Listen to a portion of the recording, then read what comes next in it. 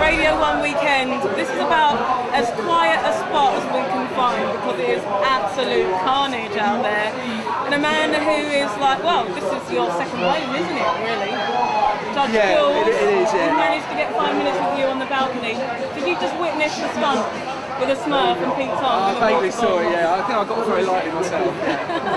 You got a bit of that? Have they got you set up for a bit of a... No, I came on and talked about the football results, actually. So I think they realise that it's a bit more ironic to get the slightly cooler people doing really naff things, whereas I don't consider myself cool at all. And they gave me like the cool things to do. Are you sure? You're not cool? Come on, Radio 1 DJ, Judgment Sunday, San Antonio's busiest night. You're telling me you're not cool? I don't know, just get on with it, you know. Yeah, just doing your job. How's it been for you? Because you're out here every weekend. Or have you been here all summer?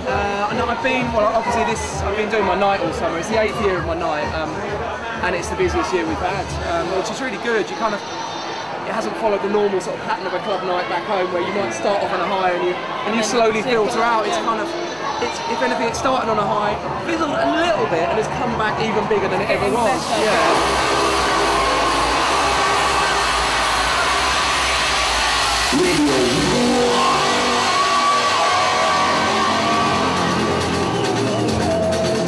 Quite a few live things with Radio 1, but nothing beats Radio 1 in Ibiza, and this is the party shot for the 2007 season. Live from Judgment Sundays, this is Ibiza.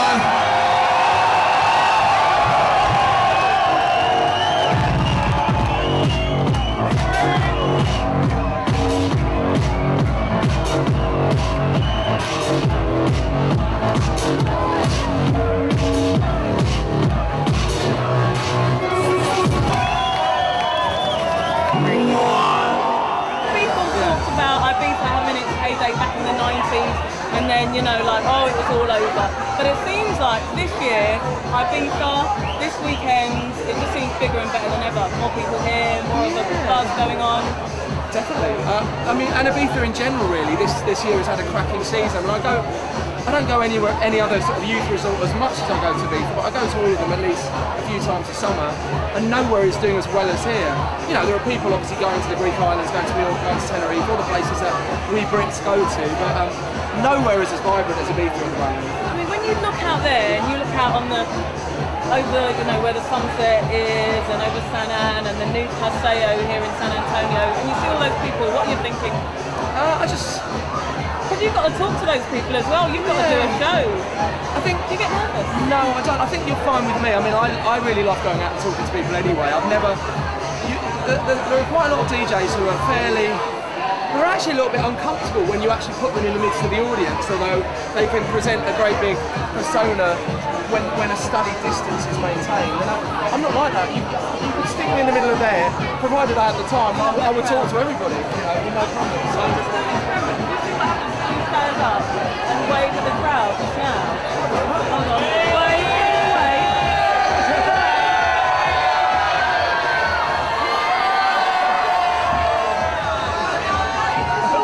You're telling me you're not cool, but that is the sort of reaction that you get from the crowd. That's amazing. I suppose you've got the work in, right? You've been coming here, like you said, for 10 years.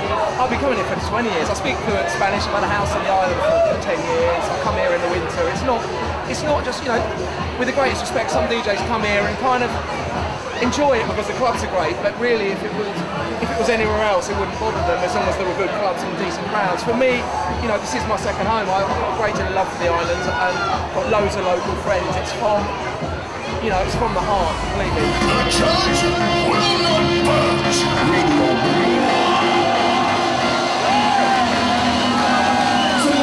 Saturday night experience, your Sunday evening. This is Radio 1 Ibiza. The 2007 conclusion live on Radio 1.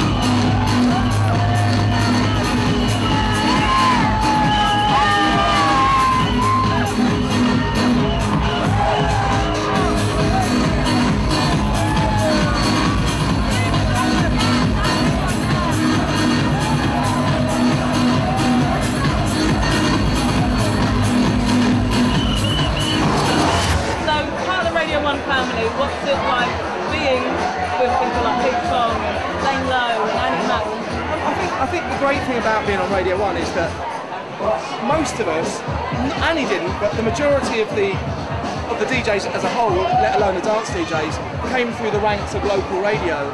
And when you're on local radio, it's a kind of dog-eat-dog world. But when you get to Radio 1, you know, that's about the pinnacle of your ambition. You can either aspire to go out to stud at Radio 2 or the World Service, or do, you know, branch up into TV. But nobody really is looking over their shoulders. Everybody accepts that you are, you're without bigging myself or anybody else up too much, you're leaders in your field. And that creates quite a harmonious atmosphere compared to the way things exist at other radio stations. So Judgment Sunday's going good as ever. Can you be back next year? Oh, most definitely, yeah. I mean, it's you know, when you're a DJ, you never know when it's all going to end, but things just are so on a high at the moment. I guess ultimately you can't fool anybody, you know. You can't.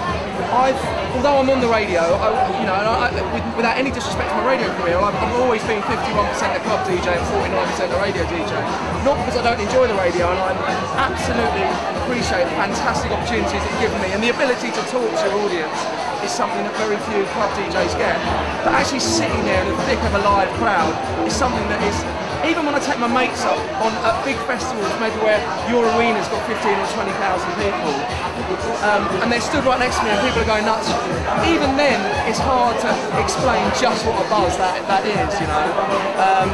You think it can be as well, you still got that buzz. Yeah, you can't fool people, you can't fake the passion, and I think that's what, you know, I've just hit my 40s, dare I say, and I know I'm not admitting that because I look at, you know, I don't look too batty for my age, but I just don't. Mileage. Yeah, I don't. I'm a low mileage 40-year-old. You know, I don't feel like. And I see you out and about, and you look like, you know, when I see you out in Ibiza, you look like you're having fun and you can keep up with